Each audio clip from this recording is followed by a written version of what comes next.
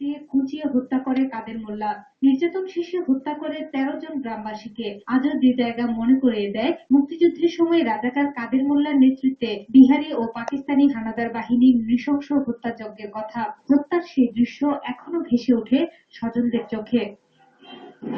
রাজাকার ও পাকিস্তানি বাহিনীর বর্বরতার পাশাপাশি তাদের নেতা রাজাকার কাদের মোল্লাকেও ভুলতে পারেনি মুক্তিযোদ্ধা ও নিহতের স্বজনরা। ফাঁসির রায় কার্যকর হওয়ায় স্বস্তিতে তারা দেখে যেতে চান অন্য যুদ্ধাপরাধীদের শাস্তিও।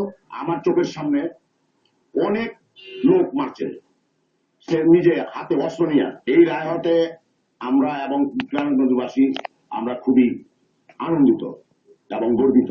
মুক্তিযোদ্ধাদের যারা হত্যা করছে, নির্যাতন করছে, 30 লক্ষ মা বোনের ইজ্জত নষ্ট করছে এবং 30 লক্ষ মানুষ হয়ে গেছে, এদের উচিলায় আজকে তাদের যে সুষ্ঠু বিচার হয়েছে এতে আমরা সন্তুষ্ট। নিউজ ডেস্ক, দেশ টিভি। যুদ্ধাপরাধী কাদের মোল্লার ফাঁসির মধ্য দিয়ে জাতির